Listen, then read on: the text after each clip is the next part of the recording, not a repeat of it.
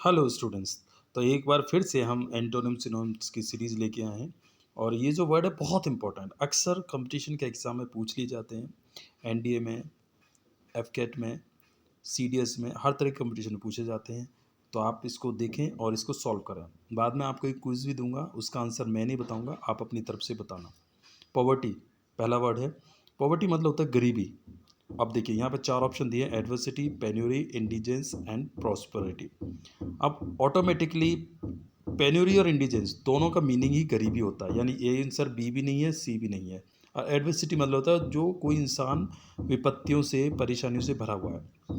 तो ये तीनों ऑप्शन यानी ए, सी और डी आंसर नहीं है। हमारा आंसर बनता है प्रॉस्पेरिटी। प्रॉस्पर मतलब तो जो इंसान प्रॉस्पर है, तरक्की कर रहा है, आगे बढ़ रहा है, यानी धनी है कोई व्यक्ति। तो 61 का ऑप्शन होगा डी।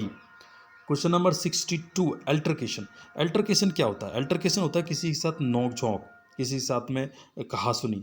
तो देखिए यहाँ पे आप किसी के साथ कहाँ सुनी है, आप ऑप्शन से चूज कर सकते हो। पीविस बॉय होगा नहीं, स्ट्राइव विद फ्रेंड्स होगा नहीं, मीक मैन होता है जो इंसान बहुत ही काम है, कूल है, तो वो इंसान के लिए। जबकि अल्टरकेशन दो इंसानों के बीच की बात है। अगर वो कोई इंसान होता झगड़ालू, पीविश, तब हम मान सकते हैं मीक का अपोजिट पीविश हो गया। परंतु अल्टरकेशन, अल्टरकेशन के साथ में आएगा फ्रेंडली डिस्कशन, या किसी के साथ में आपका बहुत ही जो है अच्छा व्यवहार। तो ये अल्टरकेशन के अपोजिट होगा फ्रेंडली डिस्कशन। Question number 63, पर्सपिकेसियस। पर्सपिकेसियस क्या होता है? यानी कोई इंसान जो बहुत सूक्ष्मदर्शी है, कोई इंसान जो बहुत ही ज़्यादा तेज बुद्धि वाला है, तो उसको बोलते हैं। अब देखिए यहाँ पे डेडिकेटेड, स्मार्ट, दोनों इसके सिनोनिम बनते हैं। अब जब दोनों सिनोनिम बनते हैं तो हमें एंटोनिम सेलेक्ट करना है, ये दोनों ऑप्शन होगा नहीं। फुलिश, मूर्ख है जिसको कुछ पता नहीं, डल होगा जिसकी बुद्धि ही काम नहीं करती है।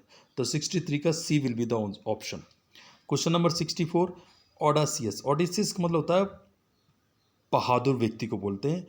अब यहाँ पे बोल्ड और करेज दोनों ये सिनोनिम बन गए। पोलाइट होगा नहीं आंसर, तो ऑप्शन जो होगा वो A will be the answer for audacious. यानी टिमिड, टिमिड मतलब कम, कायर, कायर व्यक्ति को बोलते हैं, कायर पर्सन को बोलते हैं।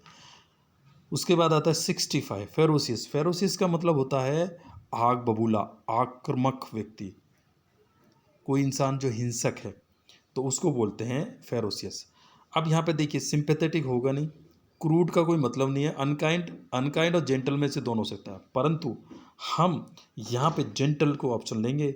ठीक है, यानी जो व्यक्ति बहुत ही ज़्यादा नम्र स्वभाव का है और बहुत ही पोलाइट नेचर का है। अनकाइंड का अपोजिट काइंड हो गया, और फेरोसियस का अनकाइंड सिनोनिम हो गया। हम यहाँ पे एंटोनिम ढूंढ रहे हैं, तो इस तरीके से 65 का जो ऑप्शन होगा वो A will be the option है।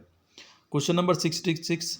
अब देखिए हाफ्टी। हाफ्टी का मतलब होता है कोई इंसान जो बहुत ज़्यादा घमंडी है, ईगो से भरा हुआ है।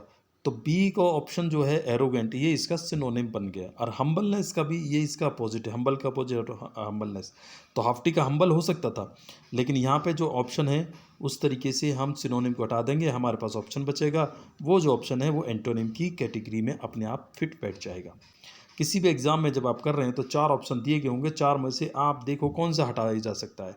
यानी हम्बलनेस को हटा देंगे, एरोगेंट भी हटा देंगे, इम्पोलाइट भी हटा देंगे, एक ही आंसर बचता है सब में से। सब में से मतलब जो इंसान बहुत ही ज़्यादा डाउन टू अर्थ है, तो उसको बोलते हैं। हाफ्टी वो इंसान बहुत ज़्यादा घमंडी है, घमंड से भरा हुआ है, दम्भ से भरा हुआ है, ईगो से भरा हुआ है, तो एक ही आंसर पड़ता है सब में से। सब में से मतलब झुकाव है जिसमें।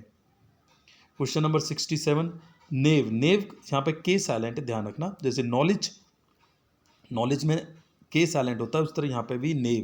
तो यहाँ पे इसको हम क्रेव नहीं पढ़ेंगे, ध्यान रखना। तो ने एन यहाँ पे के साइलेंट है, तो इसको हम नेव पढ़ेंगे। नेव का मतलब होता है जो इंसान दुष्ट है, क्रूल है।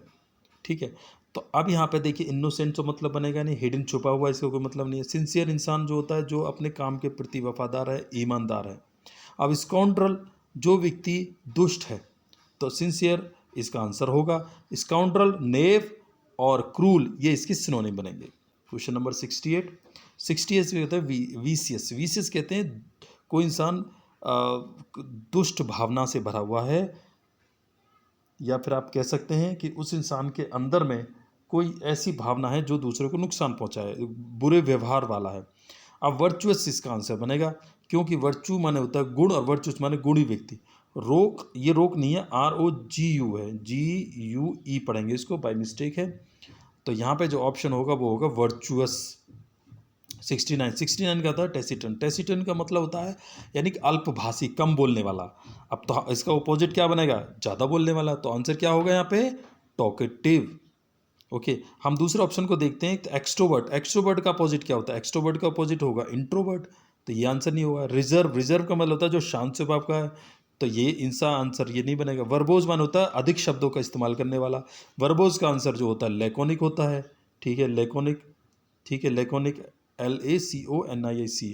तो यहाँ पे जो ऑप्शन होगा टेसिटन का वो होगा टॉकेटिव।